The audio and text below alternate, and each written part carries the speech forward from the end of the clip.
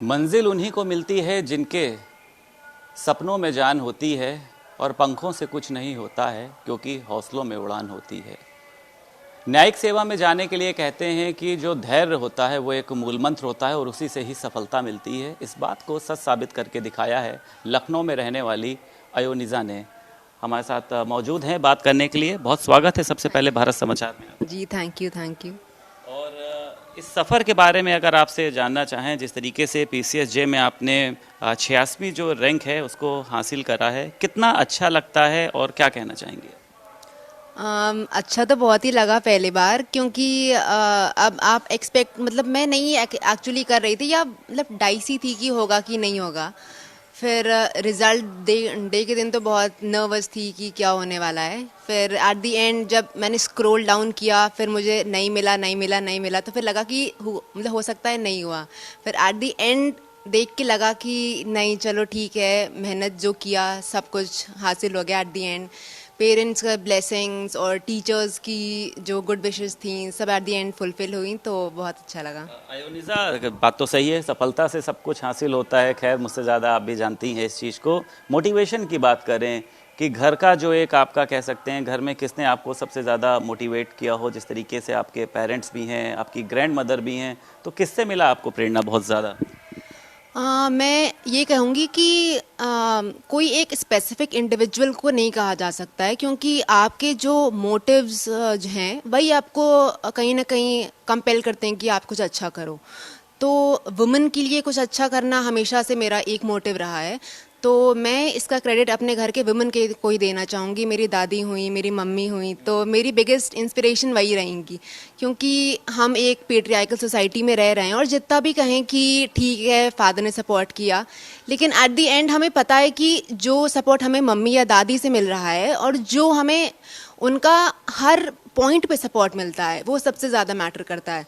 तो मैं तो सारा क्रेडिट मम्मी और दादी को ही देना चाहूँगी। एक बात कही जाती है कि जो लॉ के स्टूडेंट्स होते हैं, जिस तरीके से पीसीएसजे की जो परीक्षा होती है उसको मतलब अधिकतर देखा गया है कि शायद पास कर लेते हैं।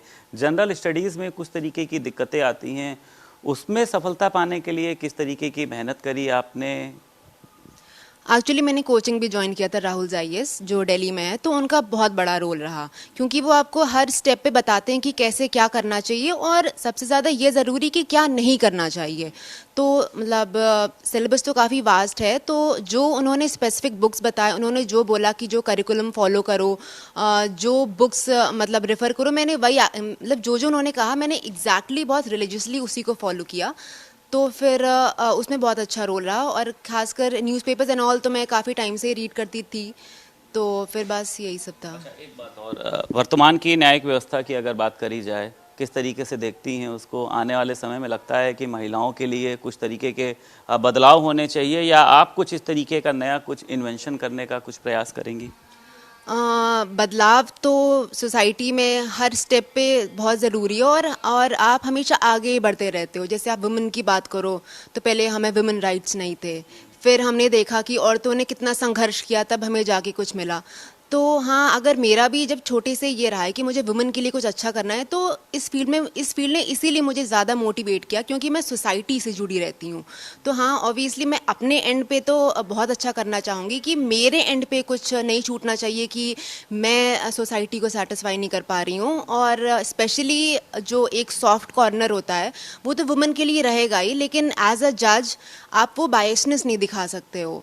तो दोनों पार्टीज़ को सुनना, फिर उसके बाद अपने बायसेस को असाइड रख के फिर वो जजमेंट देना, तो हाँ, ये तो मैं ज़रूर करना चाहूँगी। एक बात आपसे और पूछेंगे, कितने घंटे पढ़ाई करती थी आप? क्योंकि कहा जाता है कि जब पीसीएस बनना हो, आईएएस बनना हो, आईपीएस बनना हो, तो पूरा पूरा दिन मतलब 12-12, 14-14 घंटे जो है पढ़ाई करनी पड़ती है। क्योंकि जो देखिए स्टूडेंट्स भी आपको देख रहे होंगे, वो भी ये जानना चाहते हैं कि आखिर जो अयोनिज़ा की सफलता का मूल मंत्र है वो क्या है? एक्चुअली घंटे तो मैटर नहीं करते हैं, क्योंकि सबका अपना एक स्पेसिफिक माइंडसेट होता है, और उनको मतलब जैसे पता होता है कि आप ये स्पेसिफिक टॉपिक इतने टाइम में कर ले रहे हो। तो कोई बच्चा उसी को 4 घंटे लेता है, कोई 1 घंटा लेता है, तो फिर वो इंडिविजुअल टू इंडिविजुअल डिफर करता है। वैसे कोचिंग भी मतलब यही सजेस्ट करता था कि आप कम से कम 5-6 घंटे पढ़ो, तो वो मैंने फॉलो किया। मतलब अराउंड 1 to 2 years की प्रिपरेशन है ये, तो आप उसमें कुछ मतलब आप उसमें अपना फुल 100% दो। तो हाँ ठीक है, वही ऐसे ही था। क्या क्या आपने छोड़ा अपनी स्टडीज़ के दौरान? आपने फेसबुक, व्हाट्सएप, टीवी ये सब चलाती थी कि ये सब आपने छोड़ दिया था? नहीं, स्पेसिफिकली मैं मतलब ज़्यादा सोशली इन्वॉल्व नहीं रहती हूँ लोगों में, तो वैसे कोई दिक्कत नहीं थी। लेकिन हाँ, फ्रेंड्स का भी सपोर्ट रहता था कि अगर उन्होंने कहा कि चलो घूमने चलते हैं, तो मैंने कहा नहीं भाई ठीक है, आज पढ़ाई कर लेते हैं। तो सब समझते थे ठीक है। फिर एट द एंड वही फ्रेंड्स होते हैं ना जो आपको इस टाइम में भी हेल्प करें और छोड़ के ना जाएं और सपोर्ट उनका रहे। तो हाँ।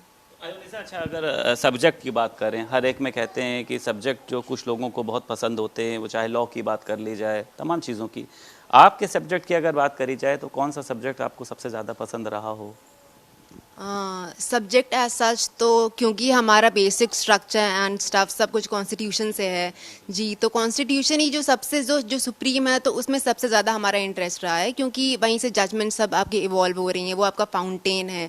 तो हाँ, और टाइम टू टाइम जो जो चेंजेस आते रहते हैं, जो जो इंटरप्रिटेशंस आती रहती हैं, तो वो बहुत ज़्यादा एक्साइट करती है मुझे कि हाँ, पहले ये सोचा था ऐसे होना चाहिए और अब उसका डायनेमिज्म बढ़ रहा है, तो फिर वो सारी चीज़ें बहुत एक्साइट करती हैं मुझे। अच्छा, शुरुआत से अगर बात करी जाए एम की, तो शुरुआत से यही सपना था, मतलब एक गोल जो है वो यही था? जैसे आजकल की जो जिस तरीके से मैं भी मतलब बाहर रहता हूँ, गर्ल्स जो हैं कुछ मॉडलिंग में जाना चाहती हैं, कुछ सिंगिंग में, कुछ डांसिंग में, लेकिन आप जो हैं वो एक तरीके से कह सकते हैं कि न्यायिक सेवा में जाना चाहती थी। तो शुरुआत से ही गोल यही था आपका?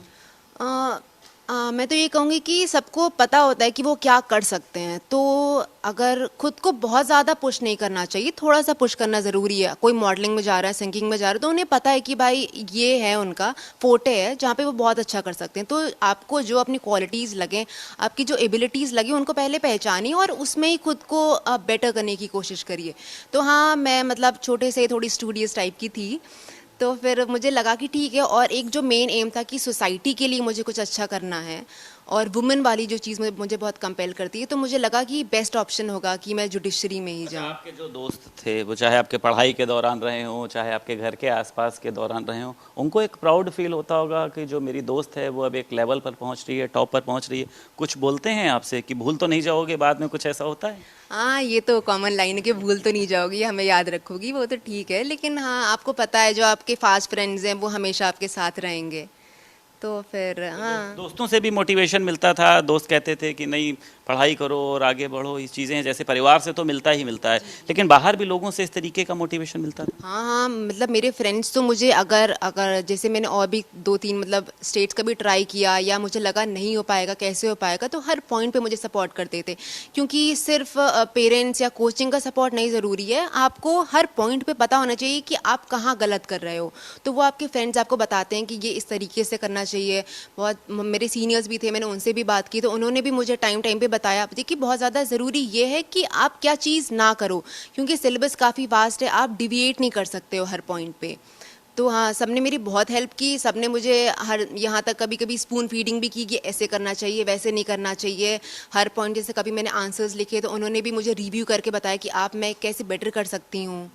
जो जो स्टूडेंट्स आपको देख रहे होंगे, कई लोग तैयारी कर रहे हैं, उनके लिए अगर आप कुछ टिप्स देना चाहें भारत समाचार के माध्यम से, कि आप लोगों को ये तैयारी करनी चाहिए, अपने सब्जेक्ट पे गोल करना चाहिए, क्या कहना चाहेंगे आप? मैं तो ये कहना चाहूँगी कि फॉलो योर हार्ट। आपको पता होता है कि एट द एंड आप कितना कर सकते हो, और सोसाइटी के प्रेशर में कभी कुछ नहीं करना चाहिए। जो आपको पता है कि आपको ये आप कर सकते हो, ये आपकी फील्ड है, आप उसमें ही खुद को बेटर बनाने की कोशिश करो। और क्योंकि सोसाइटी कहीं ना कहीं आप पे बहुत प्रेशर डालने की कोशिश करती है। जैसे मुझे भी ये एग्ज़ाम क्लियर करने में अराउंड 2 years लग गए, और वो भी द प्री हमारा 2020 में हुआ, फिर मेंस 2021 में, फिर इंटरव्यू 2022 में। तो वो एक ट्रॉमेटिक सिचुएशन भी हो जाती है कि हम कर पाएंगे कि नहीं।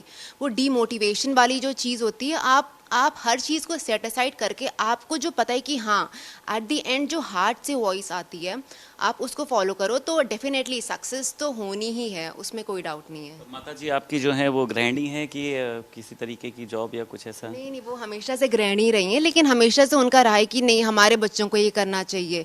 तो फिर हाँ, मतलब मैं तो कहूँगी कि सबसे ज़्यादा दादी और मम्मी का ही था, क्योंकि हाँ, जैसे वो जिस स्टार्ट ऑफ सोसाइटी से आती हैं, तो फिर कभी उनका ये नहीं रहा कि बेटा तुम घर के काम करो, तुम ऐसे करो वैसे करो। हमेशा उन्होंने मुझे बचा के रखा कि मैं अपने रूम में बैठ के ही पढ़ती थी, मुझे कुछ किसी भी चीज़ से मतलब नहीं रहता था। एक बात कही जाती है कि बेटी के लिए कहते हैं कि सबसे ज़्यादा जो उसके दिल में जगह होती है पिता की होती है। अभी तक उनकी बात नहीं हुई।